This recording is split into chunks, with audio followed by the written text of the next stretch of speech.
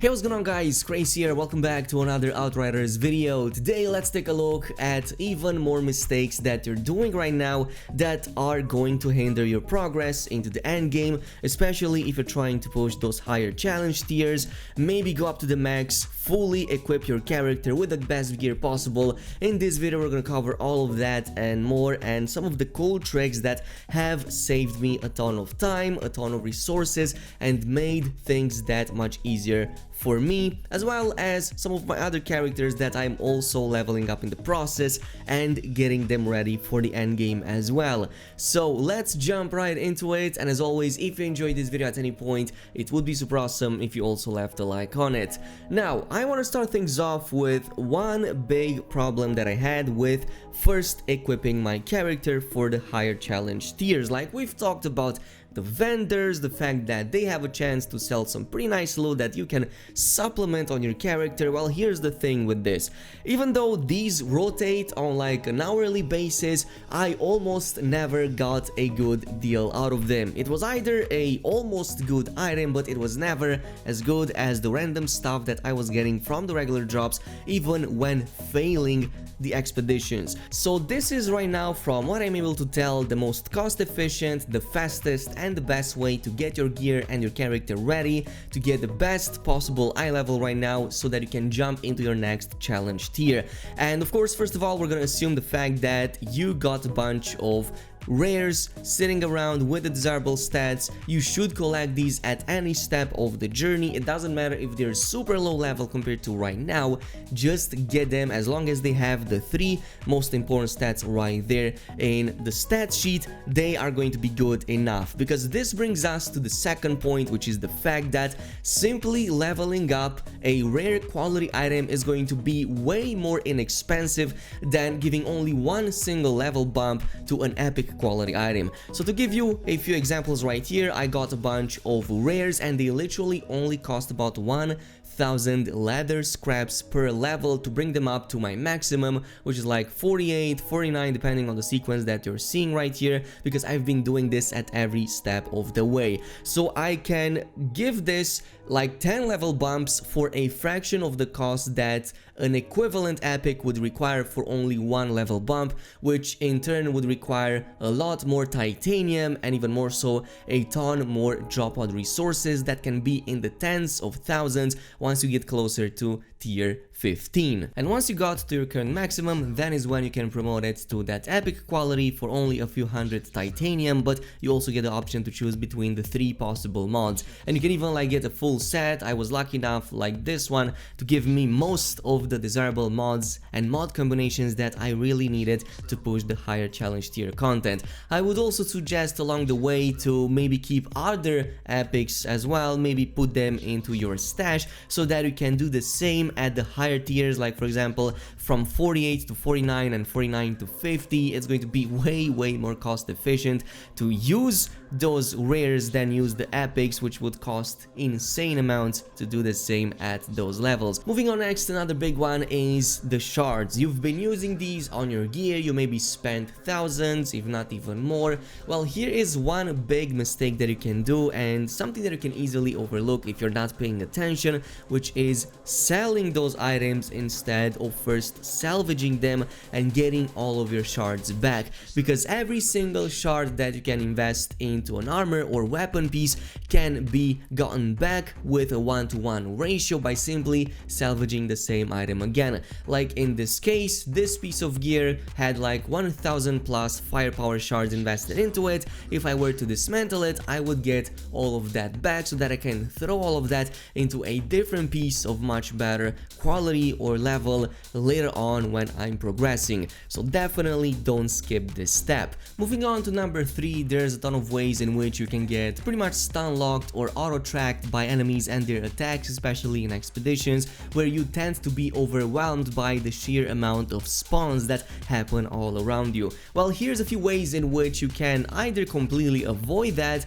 or deal with them in certain very creative situations. First of all, with the snipers, the kings of auto tracking, they can literally shoot you from the other side of the map through pretty much an eye of a freaking needle, but there's a few ways in which you can deal with them. One of my favorite, if you happen to be behind cover, is to spam your aim, which is going to make your character to peek momentarily, and you can spam this a few times until you see them wasting their shots. From this point on, they will take quite a bit of time to reload, so you can immediately jump in and punish them. Another thing that you can try, especially if you don't have a gap closer such as a Trickster or a Devastator, is to pay attention to the ping sound that their laser beam makes as they're getting closer to the shot. So just pay attention to it. It's a little bit difficult if you're already fighting, but usually it takes about 1 or 2 seconds for that ping to increase in intensity for the shot to happen. So if you time this correctly, you can literally dodge that in plain sight, and I would also add on top the fact that you can use your line of sight and other objects to flank the enemy so that they never take the shot in the first place. Now for the charging enemies, like you have some of these monstrosities that have really easy telegraphed attacks that can pretty much aim at you even in the middle of a dodge. Here is one big mistake that you're doing, and that is trying to dodge at the beginning of their leap instead of in the middle of it. So when they charge their leap, that is when the auto tracking happens. So if you dodge before that happens, you're already stun locked and they will be jumping on you. Instead, when you see them leap, wait until they're in the middle of the air and then do your dodge. Do keep in mind that they also tend to do an AoE, so your dodge has to be far enough so that you can also escape that AoE circle of damage around them, but otherwise this has worked wonders against these. Now 2 more enemies that are pretty annoying to deal with have shields or armors. So for example, you might encounter these ones with the miniguns. Do not waste your bullets to chip in their armor piece by piece. Instead, one single melee attack will completely obliterate their armor, exposing their weaknesses, and you can much faster take them down. The same goes with the desert enemies that cast shields upon themselves, making them completely immune to like 3 shots give or take. So one melee attack, pretty much the same situation, and then they are completely exposed. Now since we are on the subject of dodging, there's also one other big advantage of the dodging mechanic, which is the fact that you can use it as an animation cancel. So let's say you play a class that has a throwable kind of skill, like for example that throwable knife that the Trickster can have, or for example one of the turrets, and depending on the turret or the ability, your character might have a split-second animation at the beginning of it before it is actually deployed. But if you cast it and then immediately do a dodge, you're going to completely bypass that animation, also dodge any possible incoming attacks, and deploying your attack slightly faster than you would otherwise. So definitely one of my favorite ways of doing this, especially on the Trickster. Now there's another one that I want to cover really quickly. This is going to be about that melee attack. Again, I'm going to mention this really quickly. So coming up to number 5, you can actually use your melee attack to completely bypass interrupts in case your dodge did not work. You're still going to get part of the damage and you might still die if you don't care about your health, but it's going to help you to mitigate that stun lock duration so that you can immediately jump back into the fight. So let's say for example there's a big boss coming in, charging in. If you were to dodge it, the AoE is way too big and chances are you're not going to be able to do that. So instead, just cast a melee attack preemptively, or when you see them charging in an attack, and then immediately jump back with the gun because you just completely bypassed that stun lock. And the same goes with the previous enemies or any enemy in any challenge that might have a form of stun lock for you that will make you lose control over your character. Now if you don't care about any of this, if you want to like just play and chill and not have to worry about high end kind of gameplay, there's another way in which you can mitigate those incoming status effects, and that is by taking a look at your resistances. these are some of the most important in the game. Not too often do I see builds taking advantage of resistances, like just a little bit maybe,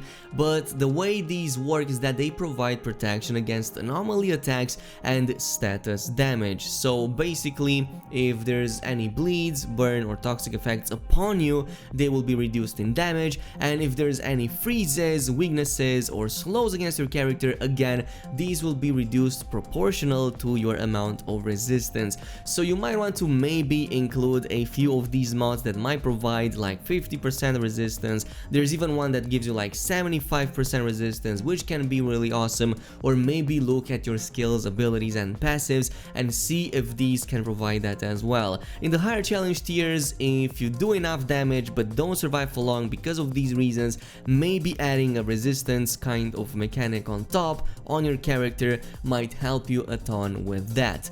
And this brings us to the final point on the list. Let's say you want to bring up another character like how I am doing right now, but you don't have time to refarm everything, like especially the mods. Well, you can more easily just transfer all of the mods from your highest level character to your lower one and immediately equip them with pretty much everything that they are lacking. So like you can even jump into an expedition, get a ton of these items and just transfer all of them on that character immediately, and what they can do is to just salvage them, get a ton of materials in the process in the early game that can be helpful, but most important, you can transfer these mods to that character in case they miss them. Another trick is to use the crafting station. Let's say you know a specific mod, like the very last mod that your character needs, but you have it on your main character. You can just craft a piece of gear, put that missing mod on that piece of gear from the high level character, transfer it to the low level one, and lo and behold, you just got